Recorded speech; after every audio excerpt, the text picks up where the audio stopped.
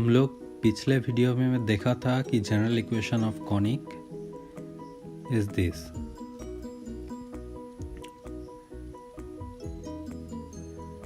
इसी इक्वेशन को हम लोग general equation of second degree में ऐसे लिख सकते हैं।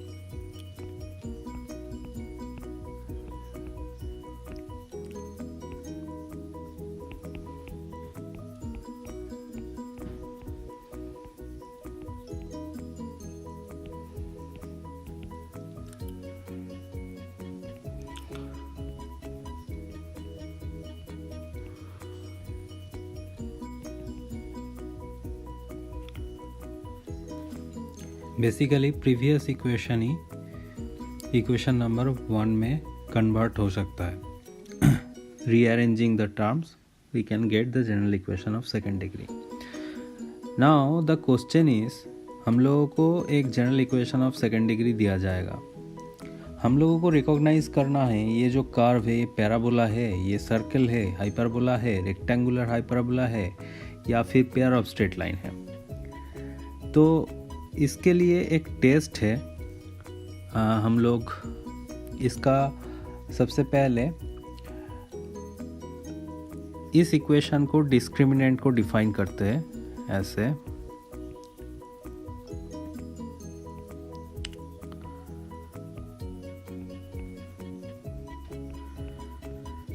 ये जो डिटर्मिनेंट है इसको अगर हम लोग कैलकुलेट करेंगे तो इसका वैल्यू आएगा ABC। ओके, नाउ हम लोग दो केस कंसीडर करेंगे। एक तो जिसमें डेल्टा 0 है, केस 1,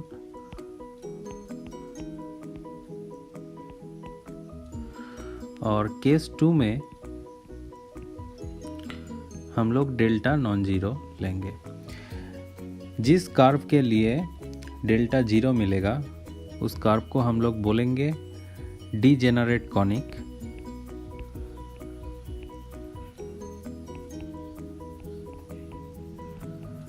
और जिसके लिए डेल्टा नॉन जीरो है उसको नॉन डीजेनरेट कॉनिक बोलेंगे।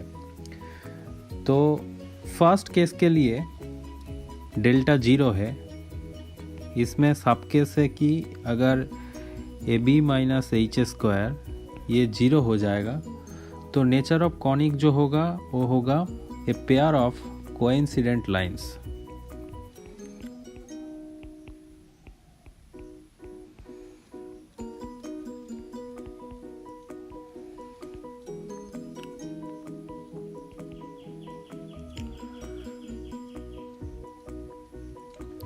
डेल्टा नॉन जीरो के लिए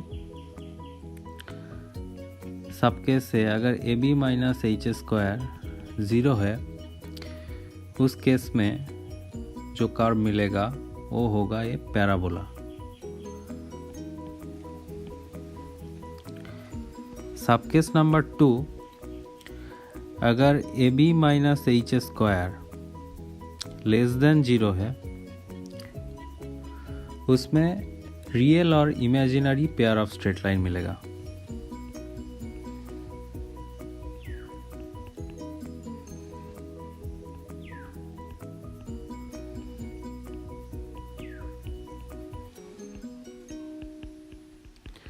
Basically, in case of delta 0, whenever AB minus H² non-zero, then the nature of the conic will be a pair of intersecting straight line. In specific, अगर AB minus H² less than 0, then real और imaginary pair of straight line मिलेगा। Case 2 में जहाँ पे delta non zero है, non degenerate curve के लिए अगर AB minus H² less than 0 है तो उसमें हाइपरबोला मिलेगा।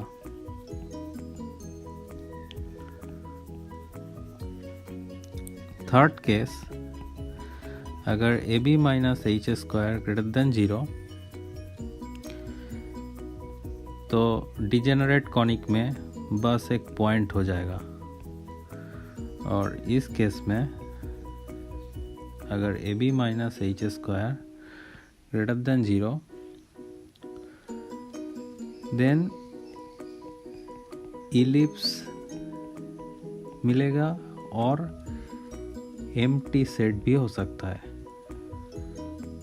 कुछ भी कॉनिक को रिप्रेजेंट नहीं करेगा, ऐसा भी केस हो सकता है।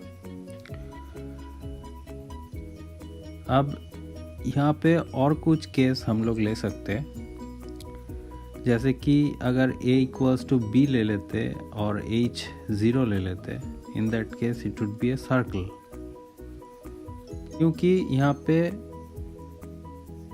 xy वाला टर्म 0 हो रहा है और a और b ये दोनों कोएफिशिएंट सेम हो रहा है, तो ये जनरल इक्वेशन ऑफ सर्कल हो जाता है।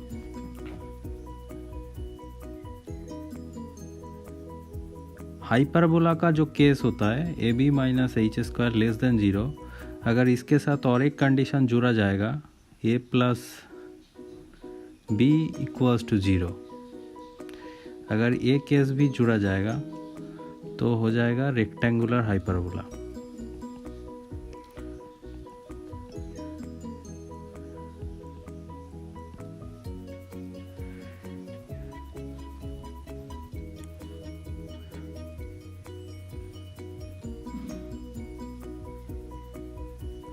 तो ये टेबल को हम लोगों को ध्यान में रखना है डिजेनरेट कॉनिक और नॉन डिजेनरेट कॉनिक के लिए कौन सा केस में क्या होता है, और जनरल फॉर्म में हम लोगों को ले लेना है इक्वेशन को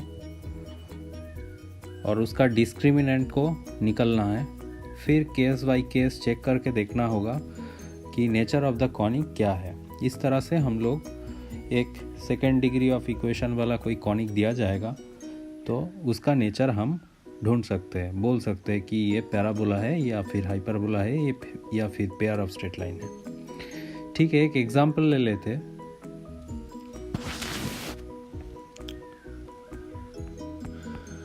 अगर ऐसा कोई इक्वेशन दिया गया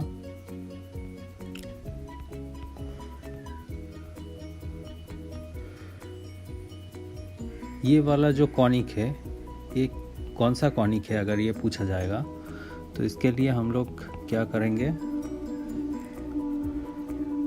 बोथ साइड में स्क्वायर कर देते हैं।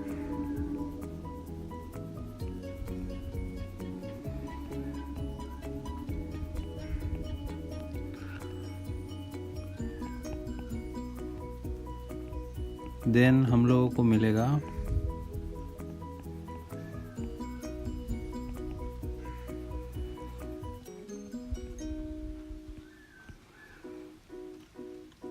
राइट।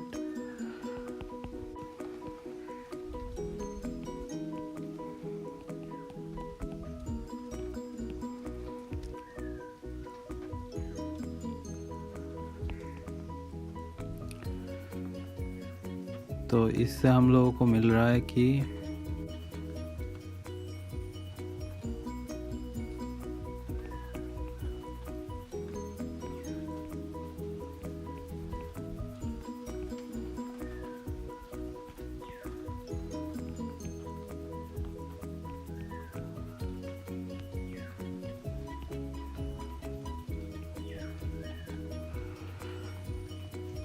तो जनरल फॉर्म में जो इक्वेशन है हम लोगों को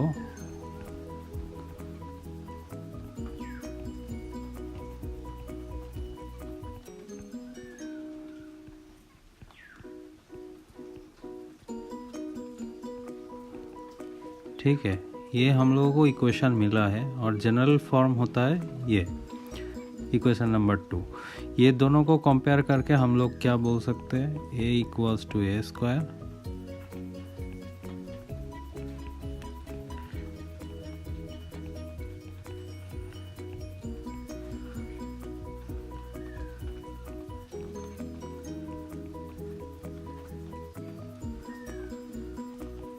और c इक्वल्स टू 1।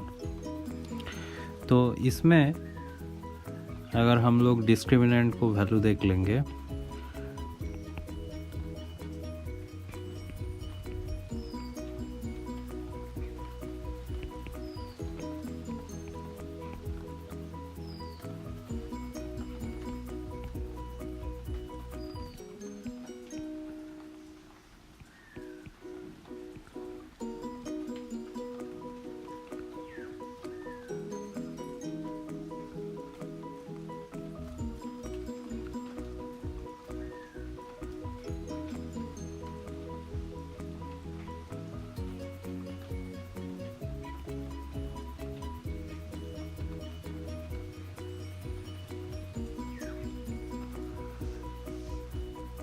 ठीक है।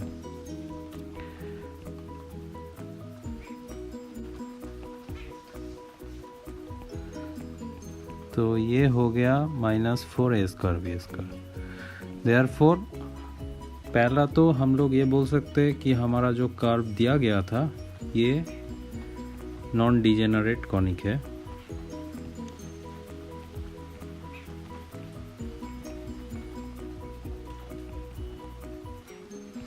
अब देखना पड़ेगा ये इलिप्स है, पैराबोला है, हाइपरबोला है या फिर सर्कल है। अगर हम लोग h² निकल लेंगे तो ये हो गया -ab² a² b², so that is ab। तो इससे हम लोगों को मिल रहा है ab - h² = 0। तो फिर हम लोगों को फाइनली मिला डेल्टा नॉन ज़ीरो और उसके साथ ab - h² = 0। हम लोग टेबल में देख लेते हैं ये वाला केस है पैराबोला का। तो फिर ये जो नॉन डिजेनरेट कॉनिक है ये है पैराबोला।